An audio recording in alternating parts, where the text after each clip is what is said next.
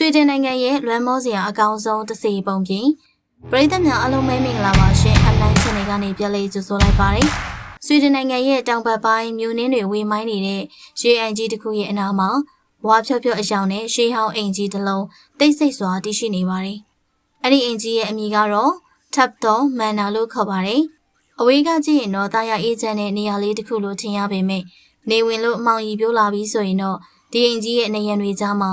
နှစ်ပေါင်းများစွာကလေးကပိတ်မိနေတဲ့အလွမ်းဇလန်တစ်ပုဒ်ဟာပြန်လည်နှိုးထလာလေးရှိပါတယ်။ဆိုတော့ဒီအကြောင်းနဲ့ပတ်သက်ပြီးတော့ပြည့်ပြည့်စုံစုံသိရဖို့အတွက်စောင့်လေးစုံတစ်စက်လေးတက်ပြီးဗီဒီယိုကိုဆုံးတဲ့အထိအတူကြည့်လိုက်ရအောင်ပါ။လွန်ခဲ့တဲ့နှစ်ပေါင်းများစွာကဒီအိမ်ကြီးမှာဟယ်လီနာလို့အမည်ရတဲ့မင်းမျိုးမင်းနွယ်ဝင်အမျိုးသမီးလေးတစ်ယောက်နေထိုင်ခဲ့ပါတယ်။ဟယ်လီနာဟာရွှေလင်ပန်းနဲ့အချင်းစေးပြီးရွှေစွန်းကိုက်ကမွေးဖွားလာသူဖြစ်ပေမဲ့မန်မာနထောင်လွှားခြင်းကင်းပြီးတော့ဘဝကိုရိုးရိုးရှင်းရှင်းနေထိုင်ခြင်းနဲ့မိန်းကလေးဖြစ်ပါတယ်။မျိုးရိုးမြင့်ပြီးတော့ရုပ်ရည်ကလည်းကြွေရုပ်လေးလိုလှတဲ့ဟယ်လီနာကိုလိုချင်တဲ့သူတွေကလည်းများစွာရှိပါတယ်။အခြားမျိုးတွေနယ်တွေကမျိုးစားသားတွေ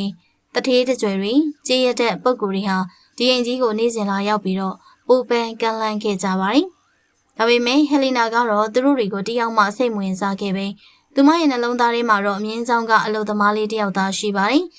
နေစားသမီးတော်နဲ့မြင်းထိန်လေးတို့အရှိငန်းနေတယ်ဆိုတဲ့အကြောင်းကိုသူမရဲ့ဖခင်နေစားကြီးလည်းမသိပါဘူး။ဒီလိုနဲ့တနေ့မှာတော့နေစားကြီးကဟယ်လီနာကိုအခြားဒေသကတထေးတယောက်နဲ့လက်ထပ်ပေးဖို့အတင်းကျပ်စီစဉ်ခဲ့ပါတယ်။ဟယ်လီနာကသူမမချစ်တဲ့အမျိုးသားတယောက်ကိုလက်မထပ်နိုင်တာကြောင့်ချစ်သူမြင်းထိန်လေးနဲ့ထွက်ပြေးကြဖို့ဆုံးဖြတ်ခဲ့ကြပါတယ်။သူတို့နှစ်ဦးဟာညနေတဲ့အခါရေအိမ်နာကတစ်ပင်ကြီးအောင်မှာတိတ်တဆိတ်သွေးဆုံပြီးတော့ဝေးရကိုထွက်ပြေးဖို့တွေးထားခဲ့ကြတာပေါ့။ဒါပေမဲ့ကန်ဂျမာကသူတို့ဘက်မှာမရှိခဲ့ပါဘူး။လက်ထပ်ပွဲမတိုင်ခင်ညမှာပဲဒီအကြောင်းကိုနေစားကြီးကသိသွားပြီးတော့သူမရဲ့ချစ်သူမြင်းထိန်လေးကိုဖမ်းဆီးက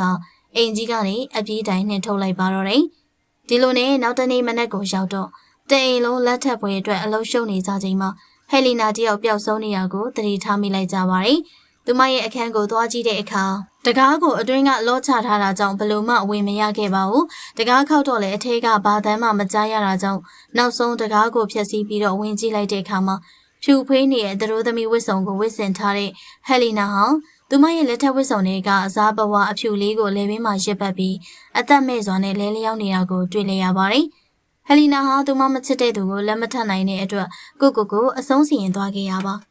အဲ့ဒီချိန်ကစပြီးဒီအိမ်ကြီးထဲမှာထူးဆန်းတဲ့ဖြစ်ရပ်တွေစတင်ခဲ့တာပါပဲအထူးသဖြင့်ဟယ်လီနာနေထိုင်ခဲ့တဲ့အခန်းနံပါတ်246မှာတဲခိုတဲ့ဧည့်သည်တွေဟာတခါတလေမှမိန်းကလေးတယောက်ရဲ့တိုးတိုးလေးငိုကြွေးတံကိုကြားရတတ်တယ်လို့ဆိုပါတယ်တချို့ကလည်းအခန်းထဲမှာဘယ်သူမှမရှိပဲလေအေးတစ်ချက်ဖြတ်တိုက်သွားတယ်လို့ခံစားရတာ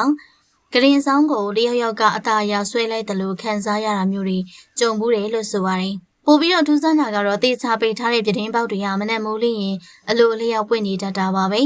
ဟယ်လီနာသူမရဲ့ချစ်သူပြန်လာလန်းကိုဒီနေ့ချိန်ထိပြတင်းပေါက်ကနေမျောလင်းတကြီးနဲ့စောင့်စားနေတော့မေးလားဆိုတာကတော့ဘယ်သူမှမသိပါဘူးဒီကနေ့မှာတော့ Tapton Manor အိမ်ကြီးကိုဟိုတယ်အဖြစ်ပြောင်းလဲဖွင့်လှစ်ထားပေမဲ့ဟယ်လီနာရဲ့ဝိညာဉ်ကတော့ဘယ်မှမထွက်ခွာသေးပါဘူးသူမဟာဒီအိမ်ကြီးကိုဖျက်ဆီးမဲ့တစေမျိုးမဟုတ်ပဲမပြေဝခဲ့တဲ့အချစ်အတွက်နာကျင်နေရတဲ့ဝိညာဉ်တကောင်ဖြစ်တာတရှိနေရပါဟယ်လီနာနဲ့ပတ်သက်ပြီးတော့မိတ်ဆွေတို့ရဲ့ထင်မြင်ချက်တွေကိုလည်း comment မှာရေးခဲ့ပါအောင်ရှင်။ကြည့်ရှုပေးရတဲ့အတွက်ပရိသတ်များအားလုံးကိုကျေးဇူးထူးပဲတင်ရှိပါတယ်ရှင်။